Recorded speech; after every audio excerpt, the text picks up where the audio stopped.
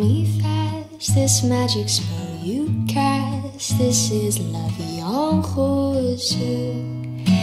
When you kiss me, heaven sighs, and though I close my eyes, I see la vie en rose. When you press me to your heart, I'm in a world apart, a world where roses bloom. And when you speak, angels sing from above. Everyday words seem to turn into love songs. Give your heart and soul to me, and life will always be la vie en rose.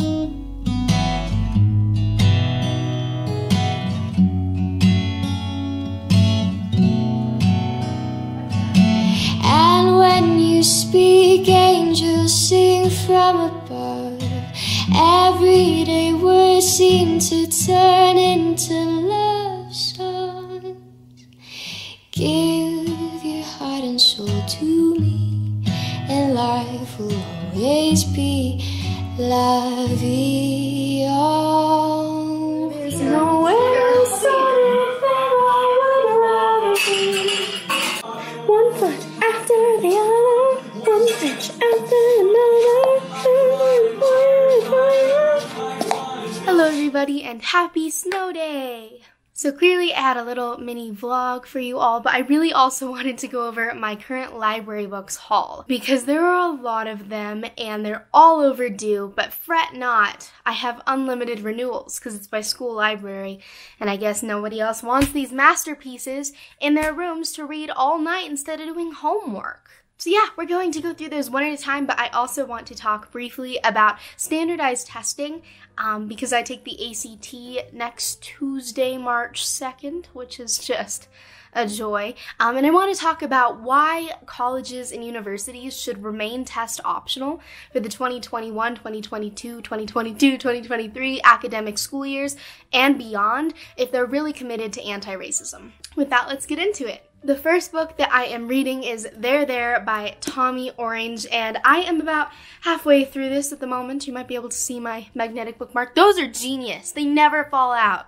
So awesome. There is essentially a collection of short stories almost about different indigenous and native characters in the United States and about how they all gather for a powwow in Oakland. The powwow will be a time of immense change for all of these characters, for the better or for the worse, or for both. There is incredibly beautifully written. It's one of my favorite books I've read so far this year. The writing style makes each character so accessible, and each character is struggling in their own way, and it's just so deeply depressing in such a realistic and empathetic way. It also contains quite a bit of nonfiction, so the prologue talks about the history of the heads of indigenous people. For example, it talks about how their heads were mounted on spikes and placed in town squares during the settling and colonization of the Americas. It talks about how heads were kicked around in the street like soccer balls. It talks about mass massacre, but it also talks about indigenous and native heads in terms of things like money and sports teams. The heads of indigenous Americans were printed on bills and coins before Native Americans were given the right to vote. And still today, we have teams such as the Chiefs with indigenous heads as their mascot. It's such a distinct book. I don't believe I've read anything like it. The writing, as I mentioned, is so grounded and true, and I'm just loving it. In the words of Margaret Atwood via Twitter, an astonishing literary debut, and that it is. Also, I found some pictures in this book, like someone's not Polaroid pictures, man, what are they called? Photo booth pictures that they left in here on accident. So like if you go to my school and you're missing your photo booth pictures from Punch Bowl Social, like let me know, I have them. The next book I checked out, I actually checked out a while ago, but I haven't gotten around to reading yet, so I renewed it. That is Timeline by Michael Crichton. I feel like it has to do with quantum physics because the prologue and intro is very much so about quantum physics. That's really the extent to which I've read. I just kind of got started while while I was in the waiting room for my allergy shot. Michael Crichton is one of my favorite writers just based on the fact that I adored Jurassic Park when I read it last year. I grew up with the movie, never actually realized it was a book. Then I watched Murphy Napier's vlog reading it and I was like, oh my god, I have to do that. I have to read it. And it was magical. So I'm hoping this one will be too. Michael Crichton is so good at blending reality and true science. He was a scientist with fantasy and such rich imaginative events and characters, and I am genuinely so excited. It's pretty big, so it'll take me a while, but looking forward to it. Another one I checked out a while ago and just haven't gotten around to, which is The Nickel Boys by Colson Whitehead. I'm becoming quite good friends with my librarians. I consider them my friends at my school, and they were talking about this book the other day, and they realized I had it checked out and were really excited for me to read it. Pretty small, so I'm gonna try to do that soon. Don't actually know much about it, so let's read the synopsis, shall we? When Elwood Curtis, a black boy growing up in 1960s Tallahassee, is unfairly sentenced to a juvenile reformatory called the Nickel Academy, he finds himself trapped in a grotesque chamber of horrors. Elwood's only salvation is his friendship with fellow delinquent Turner, which deepens despite Turner's conviction that Elwood is hopelessly naive, that the world is crooked, and that the only way to survive is to scheme and avoid trouble. As life at the academy becomes ever more perilous, the tension between Elwood's ideals and Turner's skepticism leads to a decision with repercussions that will echo down the decades. So this is based on a true story of reform schools in the United States. I believe they were also in Canada, but this one focuses on America. It's meant to be a really devastating novel, but it's supposed to drive home a truth, which is history. I mentioned in a previous video that we really do pick and choose our history, and that is so evident to me specifically during Black History Month. For example, my school does the absolute least when it comes to Black History Month, but every day on the announcements, once they talked about, you know, spirit days and such, they read a quote from a Black leader. And, you know, they're always like the same people: Malcolm X, Martin Luther King, Rosa Parks, etc. What I've noticed is that the quotes they read are always 100% whitewashed. They never mention anything about race. They're always like, if you try hard enough, you can do it. And they just happen to have been said by a Black person. They have nothing to do with racial equity or socioeconomic equity in the case of specifically Martin Luther King Jr. It's something that really upsets me because it feels like a degradation of movements and a movement at large. But I digress. I'm really looking forward to reading this and talking about it with my librarians. Next, we've got An American Marriage by Tayari Jones. I had this on a video a while back about BIPOC authors I need to read ASAP, and I am so excited for this one. It's about a marriage, and it's a tumultuous one because the husband is sentenced to prison, and it shifts their whole dynamic. And then when he returns home after his conviction is overturned, it's about what it means to rebuild a marriage that has been deteriorated by outside forces and unforeseen circumstances. The cover is also just stunning. I really do love cover art. I think it's a totally unique and distinctive art form, and I just really enjoy it. I know this asks hard questions, in the words of Tom Perrotta, about injustice and betrayal, but it's also, I think, a love story at the end of the day. It talks about the complexity of marriage and relationships, particularly among Black and African Americans in a society so uniquely designed for white supremacy. I just checked this out on a whim. I have no idea what it's about, except for the fact that, like, I see it everywhere now. Like a love story by Abdi Nazimian. I know that it has been described as a love letter to queerness. The cover itself is stunning. Again, I don't know if I've talked about this. I'm obsessed with sunsets. Our new house has the most gorgeous view, and I feel so grateful to live in a place where I can see nature, like, out my window every day. It's incredible. But, like, when a cover has a sunset, you know I'm picking it up. That's pretty much what I'm trying to say here. It does take place in 1989 in New York City, and I believe it follows 3 teenagers who are having their own struggles, but they also are growing closer and becoming friends, and it's about the complexity of their relationships, things like that, and I'm so excited. I'm so excited for this one. Also kind of big. I know that technically this isn't a big book, but it's very difficult for me to consistently read during the school year. because bio homework, you know? American Royals. I saw this one talked about a lot, specifically like last year, maybe the year before, can't quite remember, by more popular mainstream booktubers. It's about if the United States had been founded on a monarchy instead of a democracy. So if George Washington had become king, this is about his descendants, the American Royals. I think it deals with scandals and secrets and just melodrama to the extreme, which can be entertaining sometimes, so I am looking forward to reading this one. All right, we have two left. This one is actually a book we are reading for English at the moment, so I'm going to read this during spring break, I think. The Devil's Highway by Luis Alberto Urrea. I think it is about the border and immigration and the way that the United States deals with that, or doesn't. It is a true story, and it is a tragedy because the way the United States deals with immigration in general, but especially at the US-Mexican border,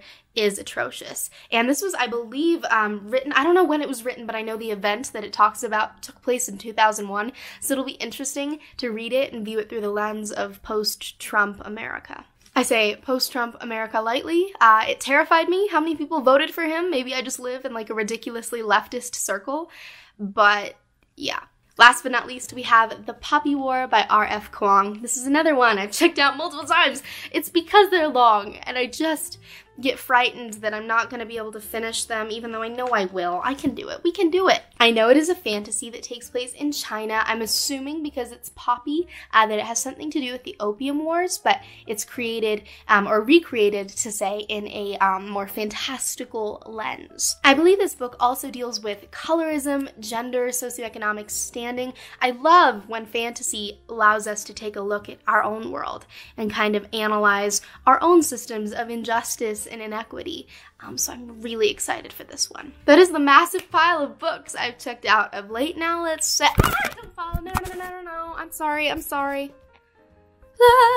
Okay, we're back. Sorry about that. I swear I'm gonna hurt this camera one day. I don't want that to happen because I love it. What I was gonna say is we are now going to segue into talking about the ACT and the SAT standardized testings, and what I personally believe colleges should do, not only for the benefit of students and for their admission rates, but also for the benefit of anti-racism in the future.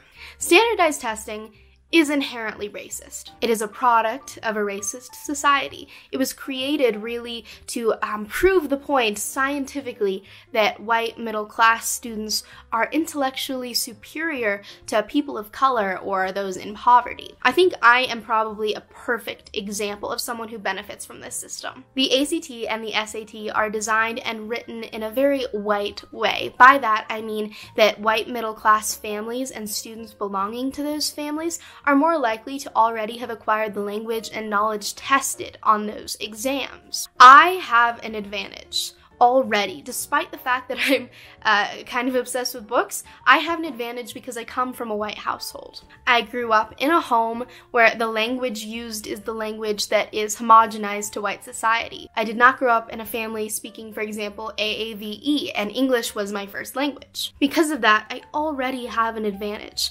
Then to top that all off, I have access to books. I often think about this. If libraries were like proposed now in government, like if they hadn't been established back in the day, they would be labeled socialist, and people would not allow that to happen because books are a luxury.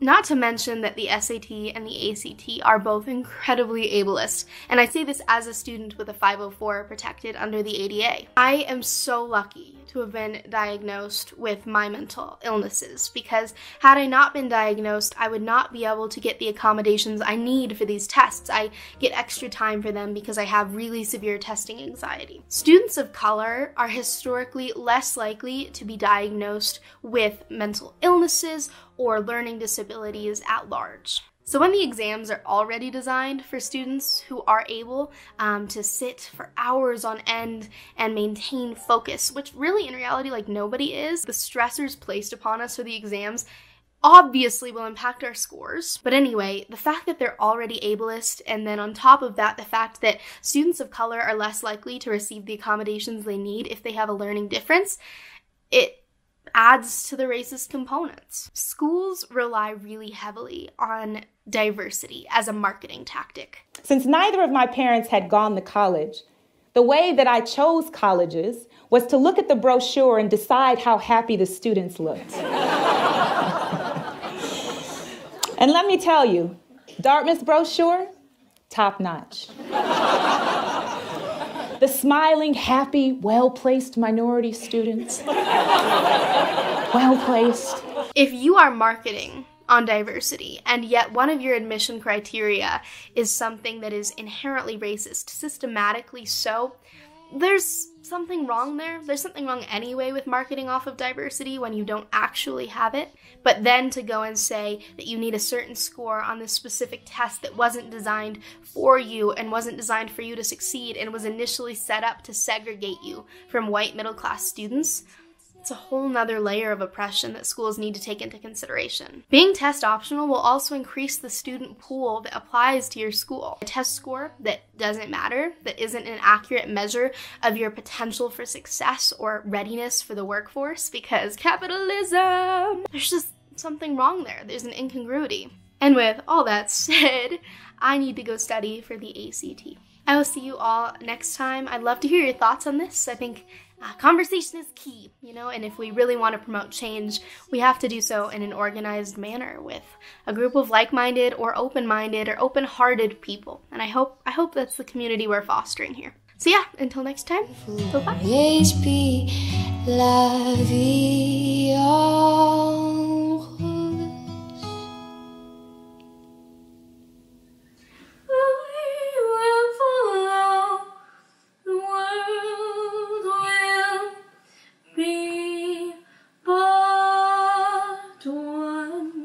One day when I'm in Rome, the world will be my home, and I will sing a jolly tune from morn till noon. I will live a life, whether small